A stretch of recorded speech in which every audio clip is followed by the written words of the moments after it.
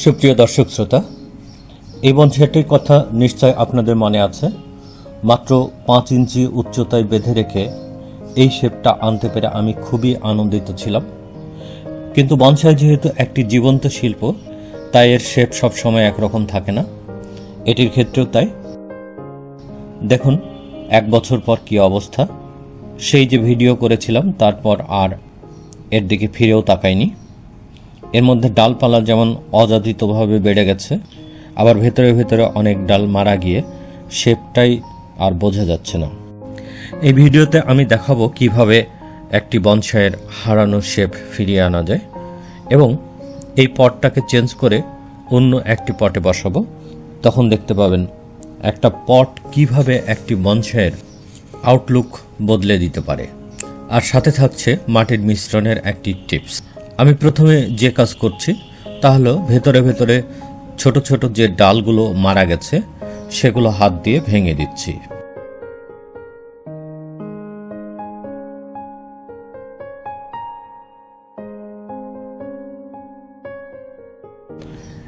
এবার ডালগুলো ছেঁটে দিব। অনেক মরা ডাল হাত দিয়ে ভাঙা সম্ভব হয়নি, সেগুলো কেটে দিতে হবে।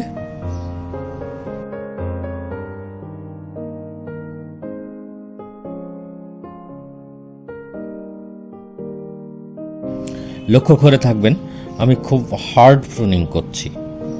একটু বুঝিয়ে বলছি। কমপক্ষে বনসাইয়ের 3টি স্তরের ডালপালা থাকে, যথা প্রাইমারি ব্রাঞ্চ, সেকেন্ডারি ব্রাঞ্চ এবং টারশিয়ারি ব্রাঞ্চ। সরাসরি কাণ্ড থেকে যে ডালগুলো বের হয় সেগুলোকে বলা হয় প্রাইমারি ব্রাঞ্চ।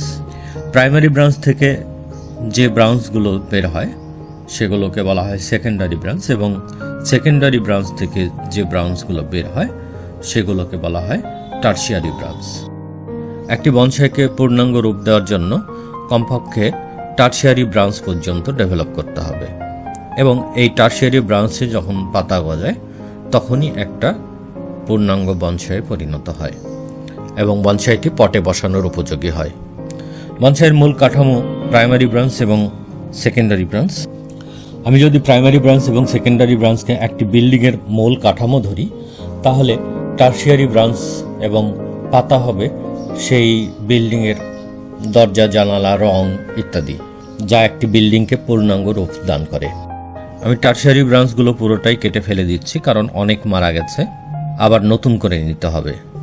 কোনো কোনো ক্ষেত্রে সেকেন্ডারি ব্রাঞ্চগুলোও কেটে ফেলছি।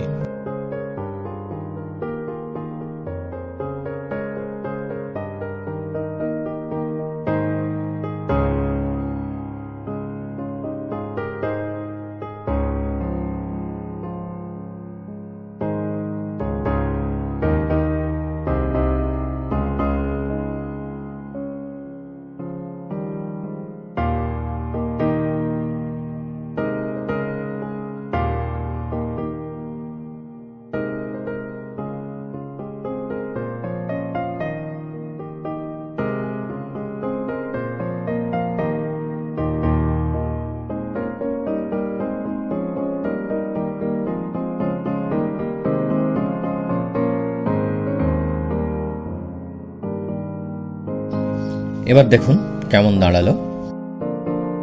এবার আমি পটটা চেঞ্জ করব। আসলে তখন মাপ মতো পট না পেয়ে নিজেই আনাড়ি হাতে সিমেন্ট দিয়ে এই পটটা তৈরি করেছিলাম। বুঝতেই পারছেন কেমন লাগছে।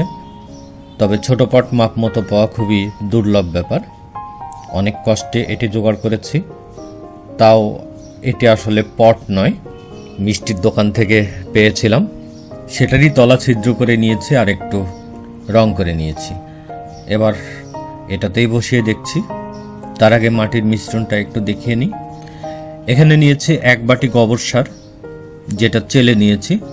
তার সাথে সম পরিমাণ মাটি নিলাম, সাথে দিলাম 1 মুঠো হাড়ের গুঁড়ো এবং সামান্য কোকোপিট।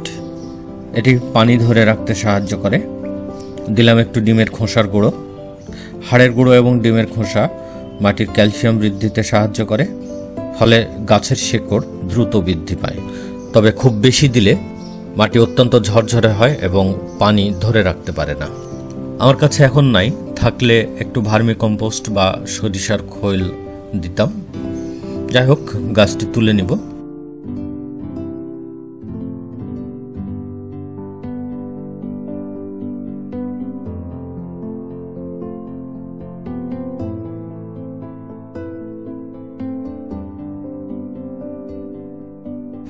এবার শেকড়গুলো কেটে দিব।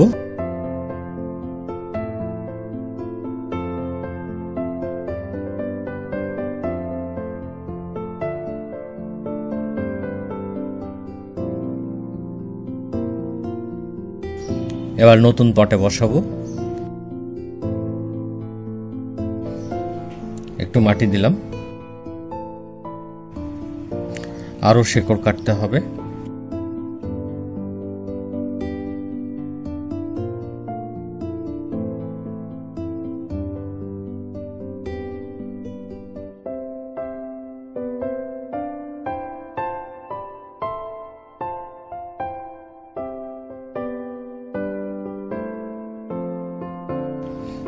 এবার বসিয়ে দিলাম।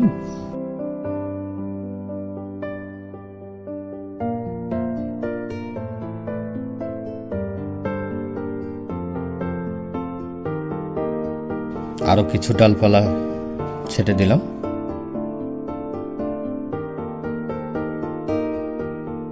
হয়ে গেছে পটিং। এবার গামলায় ডুবিয়ে পানি দিব।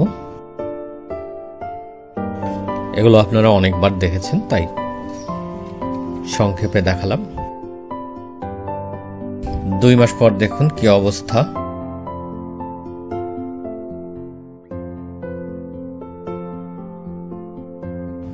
আবার ডালপালায় ভরে গেছে এবং অনেকটাই পূর্বের সেই শেপ চলে এসেছে, তবে আরো পরিপক্ক মনে হচ্ছে এবং মাপ মতো সুন্দর পটের কারণে এটি আরো ভালো লাগছে। এখন আরো কিছু কাজ রয়েছে।